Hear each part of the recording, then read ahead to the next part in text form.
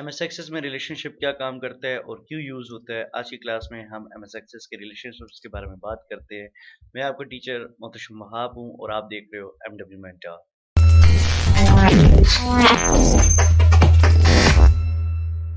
Okay, सबसे पहले सवाल आता है कि रिलेशनशिप होता क्या है? एमएस एक्सेस के अंदर relationships helps to combine two different data from a table with each other.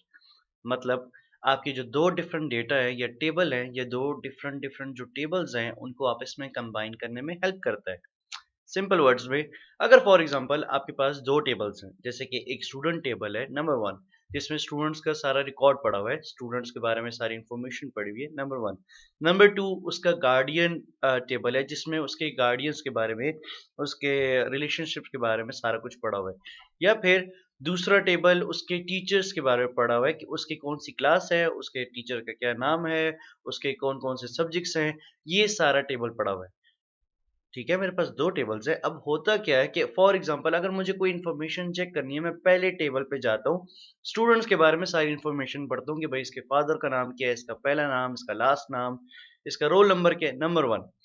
फिर मुझे वही इन्फॉर्मेशन दूसरे टेबल में जाके डालनी पड़ती है कि भई इसी रोल नंबर का जो स्टूडेंट है, इसकी क्लास कौन-सी है? ठीक है, मुझे उसकी क्लास भी डालनी पड़ती है।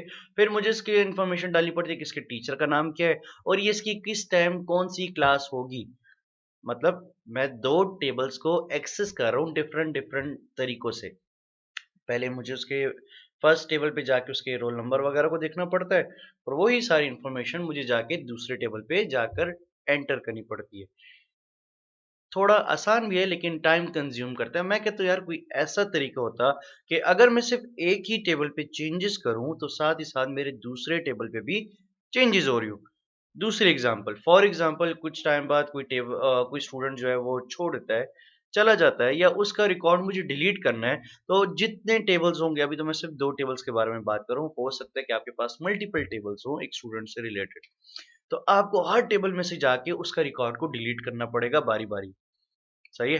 तो ये काम बहुत ज़्यादा टाइम कंज़्यूम कर लेता है मेरा। तो मैं कहता हूँ यार कोई एक ही बटन होता बस क्लिक करता सारे के सारे टेबलों से एक रिकॉर्ड डिलीट हो जाता। तो अब क्या करते हो आप इन टेबल्स के अंदर रिलेशनशिप बना देते हो।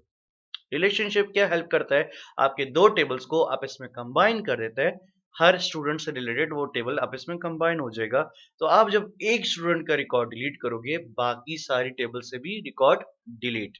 एक स्टूडेंट को अपडेट करोगे, बाकी सारे स्टूडेंट्स से जो टेबल्स हैं, उसके रिकॉर्ड में भी चेंजेस आ जाएँगी। तो ये होता है हमारा रिलेशनशिप। थोड़ा प्रैक्टिकल करके देखते हैं। ओके भाई। मैं यहाँ पर आता हूँ, यहाँ पर अगर आप लोग नोटिस करो मैंने ऑलरेडी एक टेबल बना लिया था, ठीक है? हमने लास्ट टाइम जो टेबल बनाया था आप लोगों के सामने, वो स्टूडेंट्स का था जिसमें मेरे पास सीरियल नंबर 1, 2, 3 है। दूसरा roll number, student name, father name, date of birth, phone, ये सारी इन्फॉर्मेशन मेरे पहले टेबल में है। ओके, अब मैंने क्या किया, मैंने एक दूसरा टेबल भी बना दी जिसमें मैंने इसमें एक roll number, class, teacher name, ये सारे टेबल्स को क्रिएट किए। अच्छा, एक चीज़ आप एक चीज़ याद रखिएगा कि आपके पास जब भी टेबल बने और आप जब रिलेशनशिप बना रहे हो, तो आपके पास ये चीज़ इस तरीके से होना ज़रूरी है।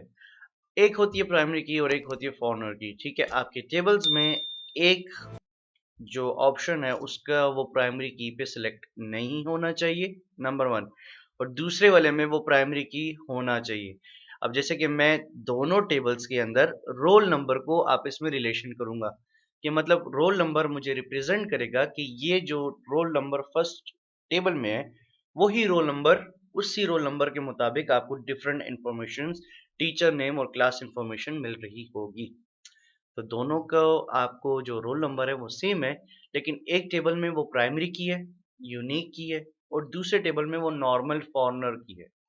इन दोनों का ख़्याल रखना है आपको। ओके भाई। यहाँ पर आने के बाद अब मैं रिलेशनशिप बनाना चाहता हूँ दोनों टेबल्स के अंदर, तो दोनों टेबल्स में रिलेशनशिप बनाने का क्या तरीका है, आप यहाँ पे डेटाबेस टूल्स में चले जाओ। डेटाबेस टूल्स में जाने के बाद आपके पास ऑप्शन आएगा रिलेशनशिप। आप रिलेशनशिप पे जाके क्लिक करो। रिलेशनशिप पे जाने के बाद आपसे पूछता है कि भाई आप किस चीज़ में रिलेशनशिप बनाना चाह रहे हो? टेबल्स के अंदर, क्वेरीज़ के अंदर या दोनों चीज़ों के अंदर? भाई मुझे सिर्फ़ टेबल्स के अंदर चाहिए। तो टेबल्स में मेरे पास एक सबसे पहला जो टेबल था वो था स्टूडेंट। ठीक है, और जो दूसरा टेबल था वो मेरे पास था क्लास। ओके भाई, मेरे पास ये 2 टेबल्स बने हुए हैं, ठीक है। अब आपकी मर्ज़ी, आप यहाँ पर क्या करते हो भाई, मैं यहाँ पे ये जो रोल नंबर है, ये जो रोल नंबर है इसको आप ड्रैग करके इस वाले रोल नंबर पे जाकर छोड़ दोगे, तो आपके पास इस तरीके की इंफॉर्मेशन आ जाएगी। अब आप दोबारा बताता हूँ, मेरे पास एक टेबल के अंदर मेरे पास एक टेबल के अंदर रोल नंबर नॉर्मल है, ठीक है, फॉरनर की है, और दूसरे वाले टेबल के अंदर वो है प्राइमरी की, ऑटोमेटिकली उसको मैंने यूनिक की दी हुई है। तो ये चीज याद रखिएगा, दोनों में सेम कीज नहीं होनी चाहिए, वरना टेबल्स बनने में आपको मसला पेश आएगा। सही है। अच्छा जी, तो यहाँ पर आपने सिर्फ इस रोल नंबर को मुझे इसके साथ कनेक्ट करना है, क्योंकि सेम रोल नंबर की मुझे क्लासेस वगैरह चेक करनी होगी। तो आप इसको ड्रैग करो और यहाँ पर जाकर आप इसके ऊपर रख दो।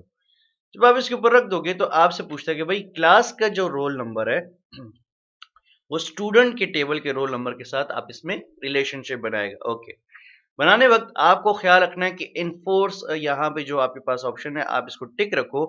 इसमें हम इसको टिक क्यों रख रहे हैं कि बात हो, फॉर एग्जांपल अगर मैं टेबल को अपडेट करता हूं तो वो टेबल साथ ही साथ अपडेट भी होना चाहिए। मैं कहता हूं अपडेट भी हो, साथ ही साथ अगर मैं किसी चीज को डिलीट करता हूँ तो बाकी दूसरे टेबल में भी साथ ही साथ डिलीट भी होना चाहिए। तो मैं डिलीट को भी टिक करता हूँ। आपने टिक करने के बाद यहाँ पर आपने कर देना क्रिएट, और क्रिएट करने के बाद आप नोटिस करो आपका एक रिलेशनशिप, दोनों टेबल्स के साथ एक रिलेशनशिप आपका बन गया होगा। समझ आ रही? आपको एक दफा ये चीज इस तरीके से रिलेशनशिप बन जाए, रिलेशनशिप बनने के बाद आप इसको क्लोज कर दो, इसको सेव कर दो।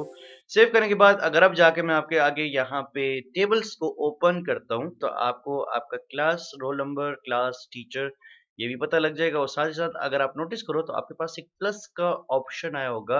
अगर आप इस प्लस के ऑप्शन पे क्लिक करो तो आपको स्टूडेंट से रिलेटेड उसकी सारी इन्फॉर्मेशन भी मिल सकती है कि स्टूडेंट का नाम क्या है, स्टूडेंट के फादर का नाम क्या है, उसके डेट ऑफ बर्थ क्या है, उसका मोबाइल नंबर क्या है। तो दोनों टेबल्स आप इसमें लिंक हो गए। अगर मैं यहाँ पे कोई चेंजेस करूंगा तो दूसरे टेबल में भी ऑटोमेटिकली चेंजेस होंगी। अगर मैं किसी एक टेबल का रिकॉर्ड डिलीट करूंगा तो ऑटोमेटिकली दूसरे टेबल से भी रिकॉर्ड डिलीट होगा। तो मेरे दोनों टेबल आपस में लिंक हो चुके हैं। इसी तरीके से अगर आपके पास मल्टीपल टेबल्स है स्टूडेंट से रिलेटेड या किसी भी चीज से रिलेटेड, तो यहाँ पर वो आपको सारी की सारी इंफॉर्मेशन नजर आ रही होंगी। समझ आ गई? अब मैं हर बंदे का यहाँ पर रिकॉर्ड चेक कर सकता हूँ। अब जैसे कि मैं देख सकता हूँ कि मेरे पास जो जीआईटी है, ठीक है? उसमें यहाँ पर जो स्टूडेंट है वो मंजूर है, उसके फादर का नाम अली है, सॉरी अली है, उसके फादर का नाम मंजूर है, उसकी डेट ऑफ बर्थ वगैरह क्या है, उसकी क्लास क्या है, ठीक है, क्लास उसकी जीआईटी है, और टीचर का नाम क्या है, उसका टीचर का नाम हारिस है। तो इसी तरीके से आपके पास एक और टेबल बन सकते हैं, अटेंडेंस रिकॉर्ड, आप उसकी अटेंडेंस भी चेक कर सकते हैं। आप फीस रिकॉर्ड, फीस टेबल से रिलेटेड है, फीस बना सकते हो, आप उसकी फीस भी चेक कर सकते हो। तो सारे के सारे टेबल्स आप आपस में कंबाइन कर सकते हो और एट अ टाइम एक ही क्लिक में सारे टेबल्स की इंफॉर्मेशन आपको बड़े आराम से मिल सकती है। समझ आ रही है? तो ये आपके पास एक होता है रिलेशनशिप, क्या करता है दोनों टेबल्स को या दो या तीन जितने टेबल्स हैं उनको आपस में कंबाइन करने में आपको हेल्प करता है। तो उम्मीद है आपको वीडियो पसंद आई होगी, और कोई भी क्वेश्चन होगा तो आप कमेंट सेक्शन में ज़रूर बताएंगे। Thank you so much.